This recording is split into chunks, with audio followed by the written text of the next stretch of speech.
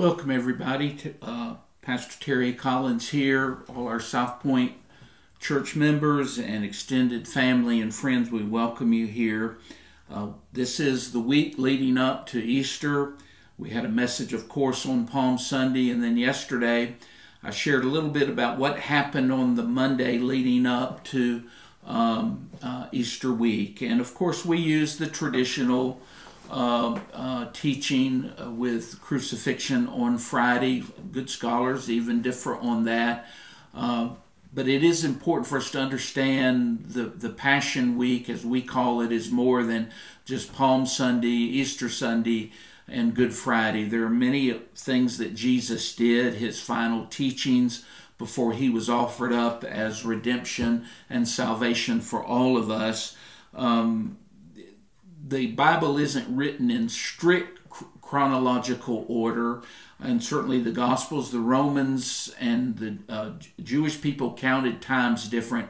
So it's kind of hard to be dogmatic about certain things, but here's what we are certain about: some of the teachings of Christ. And I want to mention quite possibly some of the lessons and teaching that he might have given on Tuesday of Passion Week. Things like talked about somebody asked a question about a marriage in heaven, or a question of paying taxes to a wicked empire, to Caesar. Jesus addressed those things.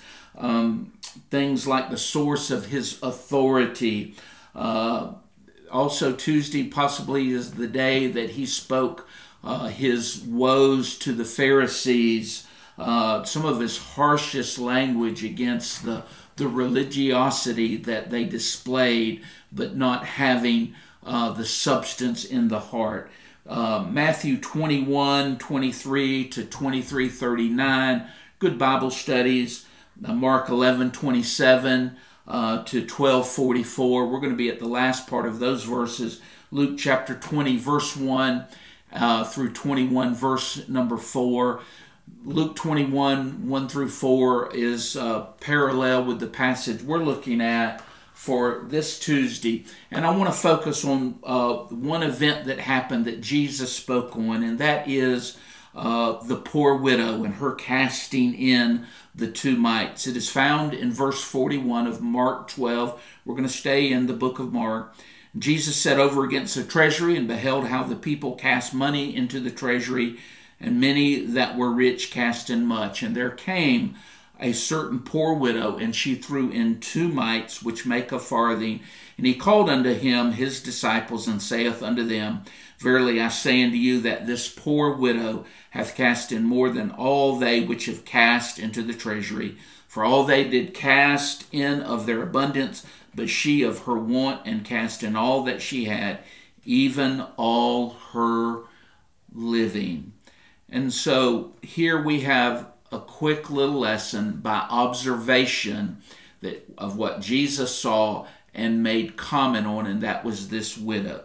Now you hear in our King James, you hear farthing and mites, and a good little study is the parallel, the English designation of what a farthing, which was really a forthing, which was 1/4 of a mite. Suffice to say, in general terms, basically, give or take, she cast in a couple of pennies. That would be equivalent in our English language of today. But that was all that she had.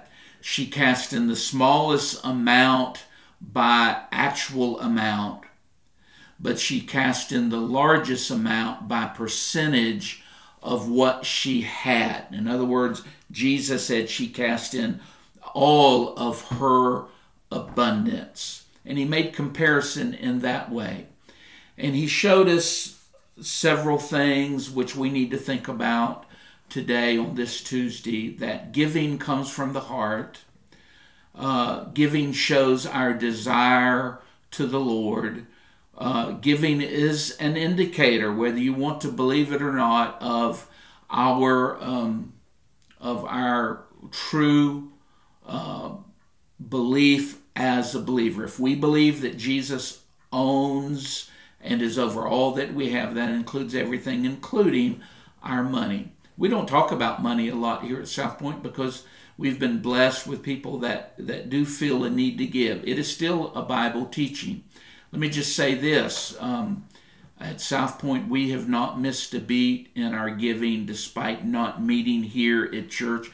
You have found a way to see that your tithes and your offerings and your mission money gets to where it needs to get to, and I praise the Lord for that. But I don't want to just speak about that. I want to speak about the heart of giving, a desire to see a need and want to give, and give as unto the Lord.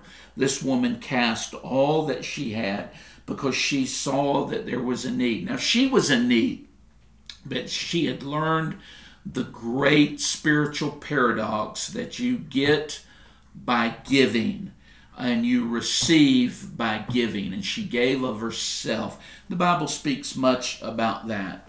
My heart is full and blessed just knowing of conversations I am privy to and actions of our people in regards to trying to help those that could use some help at a time like this. Paying it forward, giving of yourself, and sometimes that means your time, your talent, and sometimes it means your pocketbook. And if it helps relieve the suffering, the burden, the need of another. And as a pastor, I get to see that. And though often I am not directly involved in that, to see conversations on whether Facebook or Twitter of our people, emails in which our people have given, and it blesses my heart. A lesson that we can learn. Jesus was pouring himself into this last week before his crucifixion. He was continuing to teach, even though in just a few days he would be betrayed by sinful men, and he would lay his life down, give up his life, so that you and I might have redemption and salvation through our Lord Jesus Christ.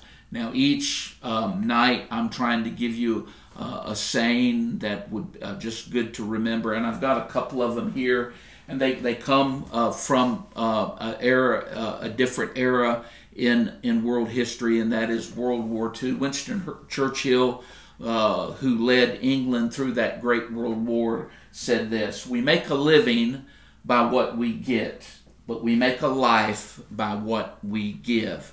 Then I think of Anne Frank, who if there was anybody ever sheltered in place because she was hiding from the Nazis, and for months hid, and her family hid before she was discovered, taken to a prison camp, and eventually died there before the war was over. We are blessed with some of her writings, and she said this: "No one has ever become poor by giving." No one has ever become poor by giving. And so we can learn a lesson from Anne Frank, but most of all, we can learn a lesson from God's Word about our desire and showing our heart in giving as unto the Lord. Continue to have a great week this week. God bless you.